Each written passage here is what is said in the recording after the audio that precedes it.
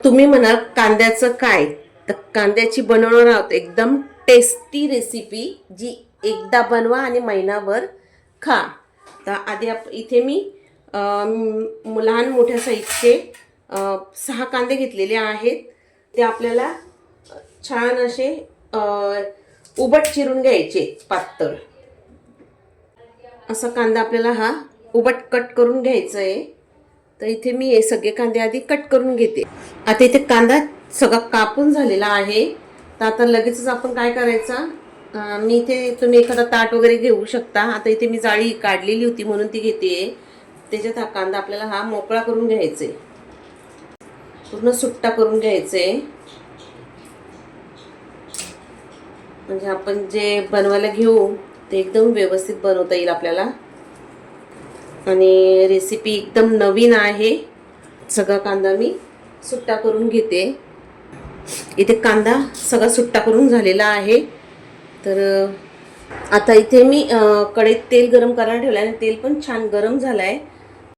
तर इथे मी अर्धा वाटी डाळी घेतलेल्या आहेत आणि त्या आपल्याला मस्त अशा तळून घ्यायच्या. तर मी काय बनवते ते तुम्हाला सांगितलं नाही आहे. तर इथे मी बनवते कांद्याची चटणी. तर ही चटणी इतकी जबरदस्त होते की एकदा बनवा आणि महिनाभर खा. तर इथे त्याच्यासाठी मी ह्या डाळी वगैरे छान अशा तळून घेतलेत. आता डाळी तळून झाल्यात तर लगेचच मी त्या अर्धा वाटी शेंगदाणे घेतलेत आणि तेही आपल्याला छान असे खरपूस तळून घ्यायचे आहेत. आता शेंगदाणे तुम्ही पाहू शकता छान तळून झालेत. तर ते काढून घेऊया आणि त्यांना व्यवस्थित असे निथळून आपण त्यांना काढून घेऊ. आणि लगेचच मी त्याच्यामध्ये इथे मूठभर कढीपत्ता धुवून आणि थोडा सुक्या कपड्याने पुसून घेतला होता आणि तोही आपल्याला इथे तळून घ्यायचं आहे. आपण या चटणीसाठी कोणताच कच्चा पदार्थ वापरणार नाही आहेत, सगळं तळून घेणार आहोत. त्याच्यामुळं आपली जी चटणीची लाईफ आहे ती वाढते. चटणी छान 2-2.5 महिने टिकते. आणि कढीपत्ता तर खूप फायद्याचा आहे. कढीपत्ता हा आपल्या तुम्हाला तर माहिती आहे केसांसाठी किती महत्त्वाचा आहे. आता तसंच लगेच इथे मी अर्धा वाटी लसूण घेतला आहे आणि त्याला पण आपण छान असं परतून घेणार आहोत गोल्डन होईपर्यंत. आणि इथे लसणामुळे आपल्या चटणीला छान टेस्ट येते, चव येते. आता इथे लसूण पण मस्त असा तळून झाला आहे, कच्चापणा कमी झाला आहे लसणाचा पण. तर तो पण इथे आपण काढून घेऊ. आता आपण टाकून घेऊया जो कांदा पातळ कट करून ठेवला होता, तो तळून घ्यायचे आपल्याला. तुम्ही पाहू शकता कांदा पण छान गोल्डन कलरवरती आपला तळून झाला आहे.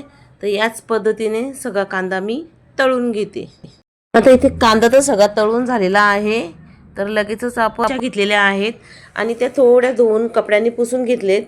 तर आणि ह्या तिखट आहेत. तिखट तुम्ही तुमच्या आवडीने कमी जास्त करून घेऊ शकता. आणि ह्या मिरच्यांना पण आपल्याला तळून घ्यायच्या आहेत. म्हणजे मिरच्या तळून घेतल्या तर चटणीची लाईफ आपल्या वाढेल. आपण जे तळून घेतलेला साहित्य थंड होतो तोपर्यंत आपण एक मसाला बनवून घेणार आहोत. तर त्याच्यासाठी इथे मी 2 चमचे अख्खे धणे घेतलेत, 1 चमचा चणा डाळ आहे, 1 चमचा उडीद डाळ आहे. तुमच्याकडं व्हाईटवाली उडीद डाळ असेल तरी चालेल, मी सालवाली उडीद डाळ घेतलेली आहे. आणि 1 चमचा जिरा आहे. थोडासा तुकडा मी चिंचेचा घेतला आहे आणि चमच इतकी आपल्याला मेथी दाणा घ्यायचे. जास्त मेथी दाणा नाही घ्यायचा, नाहीतर आपण जो बनवणार आहोत तो पदार्थ कडू होऊ शकतो. आणि 1 ते 2 चिमटी इतका हिंग पण थोडाच टाकायचं आपल्याला, 1 चिमटी इतका. आणि हे आपल्याला मस्त असं थोडासा परतून घ्यायचं आहे. म्हणजे आपण जो हा पदार्थ बनवू तो एकदम असा चटपटीत आणि मस्त होईल. आणि गॅसची फ्लेम मी स्लो ठेवलेली आहे. स्लो गॅसवरच आपल्याला हे सगळं परतून घ्यायचं आहे.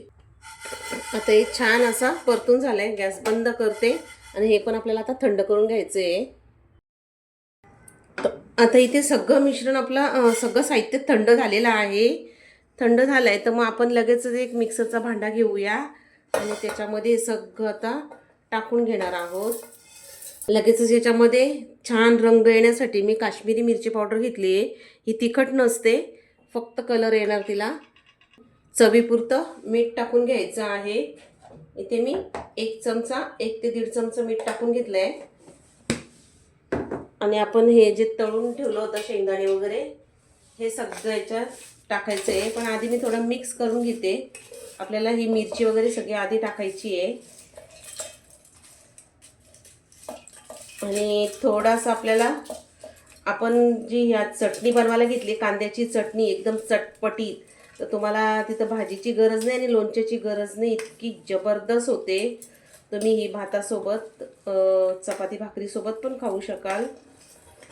तर आधी मी हे लसूण आणि मिरची सगळी टाकून घेते आहे.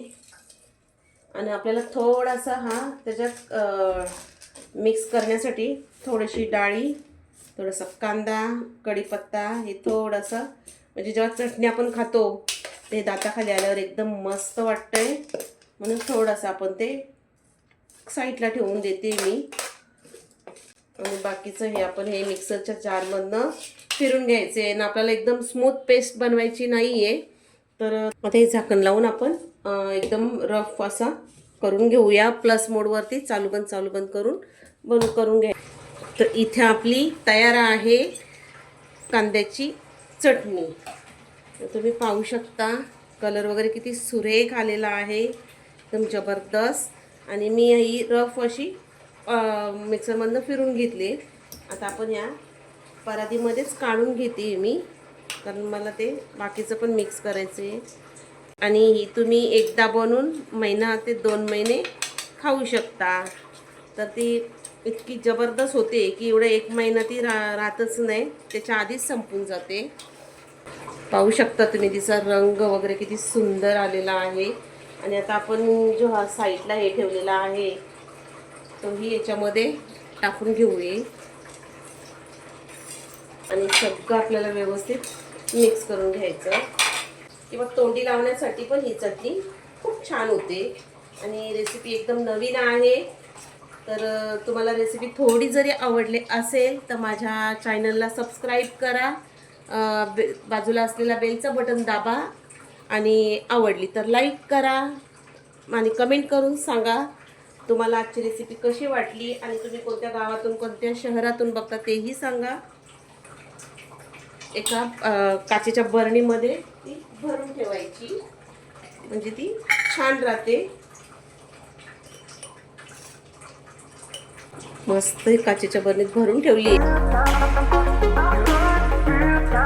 ते तयार आहे आपली कांदा लसूण चटणी. आणि की जबरदस्त झालेली आहे. तिचा सुगंध इतका मस्त येतोय की ज्याला भूक नसेल तोही खाणार. आणि छान अशी 1-1.5-2 महिने राहते ती. तुम्ही एकदा बनवून तुम्ही ही महिनाभर खाऊ शकता. काचेच्या बरणीमध्ये स्टोर करून ठेवायची. आणि चपातीबरोबर, भाकरीबरोबर, भाताबरोबर, कशाबरोबरही खाऊ शकता. तोंडी लावण्यासाठी पण ही चटणी खूप छान आहे. तर अशाच नवीन रेसिपी पाहण्यासाठी माझ्या चॅनलला सबस्क्राईब करा, बेलचा बटन दाबा, आवडलं तर लाईक करा, तुमच्या मित्रपरिवारांमध्ये शेअर करा. आणि एखाद्या दिवशी आपल्याला भाजी बनवायला खूप कंटाळा येतो, अशा वेळेला ही चटणी बनवून ठेवलेली असेल तर आपण ती घेऊन खाऊ शकतो. तर ही मी आज खिचडीसोबत खाते. आणि मी सुरुवातीलाच सांगितला का एकदा बनवा आणि महिनाभर खा. तर ही छान अशी 1 ते 2 महिने टिकते. तर चला पुन्हा भेटूया अशाच एखाद्या जबरदस्त आणि मस्त रेसिपीसोबत. तोपर्यंत मस्त खा आणि मस्त रहा. आणि रेसिपी शेवटपर्यंत बघितल्याबद्दल तुमचा मनापासून खूप खूप धन्यवाद.